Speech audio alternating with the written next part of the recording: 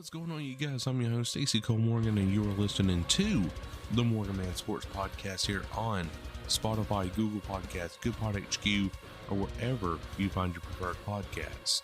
Ladies and gentlemen, today we are talking about updated CDL point standings after the Major 2 tournament, and also we are recapping the Major 2 tournament with every game being selected, all the highlights from this past weekend, my reaction of just the overall experience that was the Major 2 tournament. So without any further delay, let's go get straight into today's action.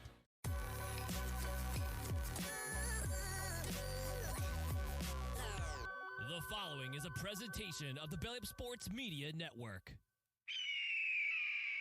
Welcome to the Morgan Man Sports Podcast. I'm your host, Stacey Cole Morgan. Here on the Morgan Man Sports Podcast, we talk Atlanta Falcons news, pre-game predictions, and all other news surrounding the Atlanta Falcons. Touchdown, Atlanta! Also on the podcast, we talk Call of Duty League, esports covering Roster Mania, major predictions, COD champs, player trades, and much more to get you ready for every single CDL weekend. Scuff goes through, and Scuff snaps, wins the one-on-one, and Optic with the reverse sweep. If that sounds good with you, put on your Falcons jersey, grab your gaming headset, and let's get this show started.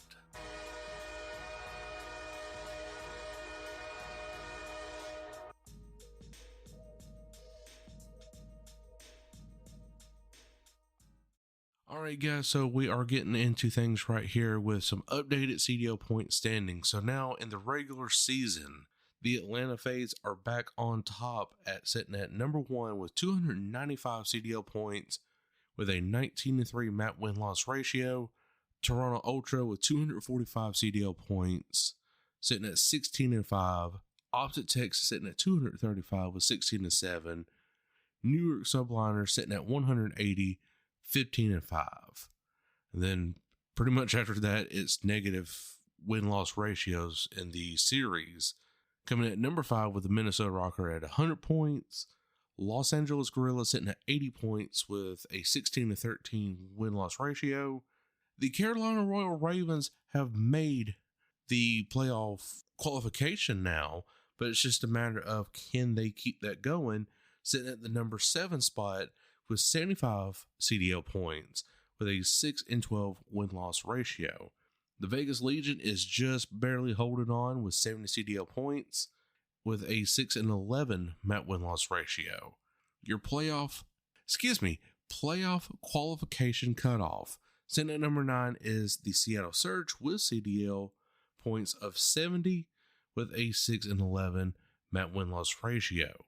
So definitely it's just the games that are keeping the Seattle Surge from that playoff qualification cutoff with 26 games won and 41 games lost compared to the Vegas Legion with 39 lost and 31. The Miami Heretics sitting at 60 with 6-11. The Los Angeles Thieves sitting at 5-10 with 50 CDL points. And the Boston Breach sitting at 40 with 4 wins, 12 losses in total series. So it's definitely nice to see FaZe back on top, near 300 CDL points. Guys, I believe FaZe is starting to find that rhythm, find that Cold War rhythm that they desperately needed since then, during the Vanguard season, during the MW2 season. And I think that if they could continue this up, they'll win near about every major, just near about it, and possibly COD champs or CDL champs in that respect. So let's go ahead and just dive right on into winners bracket round 1. So Optic did defeat the Heretics 3-0. Not a big surprise right there. Heretics definitely had a lot of expectations coming off a semi-decent qualifier series through the online matches. But then again, when you go from online to LAN, it is a totally different animal. So that would put Optic advancing to winners round 2. Then you have Ultra versus the Vegas Legion. Ultra with a nice 3-0 against the Legion. Definitely did not see that one coming. I figured it would have been at least a 3-2 with Legion of how they've been here as of late. With Attach and Nero and, Purge. them guys are definitely on a roll, but the Legion just could not get the job done. So that moved the Ultra into winners round 2, facing off against Optic Texas. Lower part of the winners round, you got the Subliners taking on the Boston Breach in a 3-1 fashion for New York Subliners. Boston definitely did get that advantage in the S&D, if I'm not mistaken. But overall, it was New York Subliners all the way in dominant fashion. That moves them to winners round 2. And then FaZe. FaZe did struggle against the Los Angeles Thieves. Not gonna lie, it was nail biting, seriously. But FaZe did prevail and defeat the Los Angeles Thieves 3-2, and that would make FaZe and Subliners in winners round 2. Then your elimination round 1, you have the Miami Heretics taking on the Royal Ravens, where the Royal Ravens coming out with a hot 3-0 on that Friday. Vegas Legion defeating the Seattle Surge in a 3-1. Boston Breach versus the Minnesota Rocker, where Rocker would take over the Breach in a 3-2. And then the Los Angeles Thieves would lose to the Los Angeles Guerrillas in a 3-1 fashion. Now for elimination round 2, you had the Royal Ravens defeating the Vegas Legion in a 3-2, and the Rocker losing to the Los Angeles Guerrillas 3-1. Elimination round 3, you would have the New York Subliners taking on the Royal Ravens, and the Subliners would win 3-0. Ultra would defeat the Los Angeles Guerrillas in a 3-1. Now for winners round 2, I've already kind of spoiled it right there, but Optic Texas did defeat the Toronto Ultra in a 3-1, and FaZe would defeat the New York Subliners in a 3-2. Again, FaZe does struggle right now, but later on, oh boy, it gets better. But yes, FaZe would defeat the Subliners in the 3-2, and that would send Subliners and Toronto in the losers bracket round 3. And then, of course, they would win their respective matches against Guerrillas and Royal Ravens. And then you go on to winners finals, Optic versus FaZe in a 3-1 fashion for FaZe. FaZe definitely looked dominant. Yes, every series was close, but FaZe still prevailed. But Optic would be the victor in the S&D category. FaZe, I believe, has fallen off just a little bit from the search and destroy things, but hey, I will take it if you're going to win your respawns for FaZe, because respawns has always been a big flaw for the Atlanta FaZe. Even since they won the CDL World Championship in the Black Ops Cold War season, they just kind of fell off in the respawns. Was definitely great in search and destroy, but never capitalized on respawns. So I'm kind of glad that they are switching things around. I mean, they're still dominant in search and destroy, don't get me wrong, but the respawns has definitely been improved, and it's showing. So now you're going into elimination round 4, where the Subliners would take a hot 3-0 win over the Toronto Ultra, sending them home. And that just came as a huge surprise over this weekend. And then you would have Optic versus New York Subliners, and Optic would defeat the Subliners in a 3-1 fashion after FaZe defeated them in a 3-1. And then we have a rematch, Atlanta FaZe versus Optic Texas. Boy, now this is where things get juicy. FaZe and Optic went head to head, and the series count don't do its justice. This should have went the distance, honestly. FaZe won 4-1. That one for Optic was again a terminal search and destroy. They would be the ultimate victor. But FaZe prevailed and won that very last search and destroy. Or I believe it was a hard point. I can't remember. But it was, oh my Jesus. Every map was so close. It was not even funny.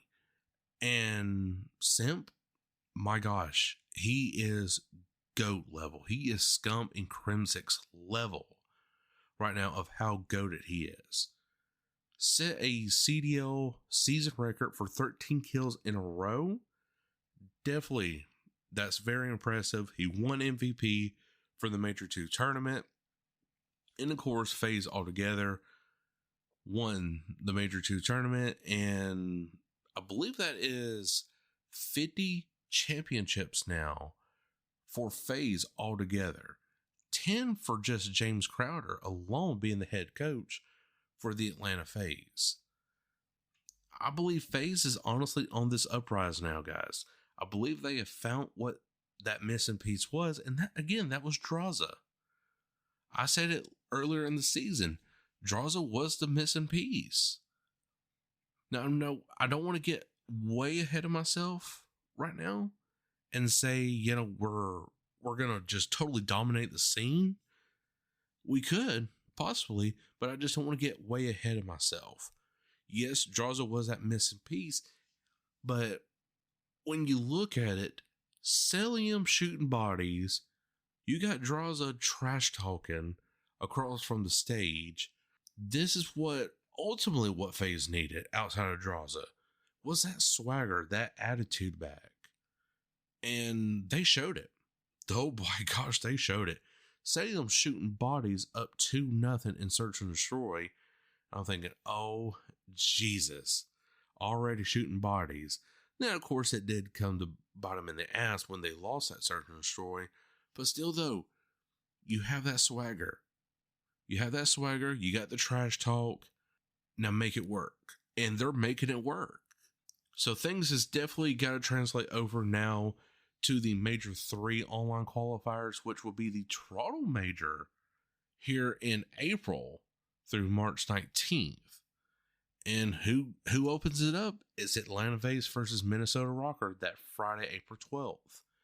So guys, I'm looking forward to this. I really am. It's a long slate of matches for this Major 3 tournament that will be coming up for the Toronto Ultra later into closer in May, I should say, not March. Guys, what do you think of this past weekend's Major 2 tournament that was hosted by the Miami Heretics?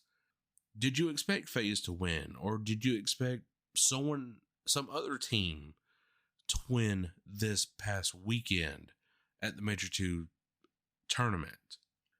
Now, guys, I'm not talking about Atlanta Falcons stuff right now, because really right now we're kind of in that dry spell where people are just making mock drafts for the NFL draft that's coming up under a month away now, ladies and gentlemen.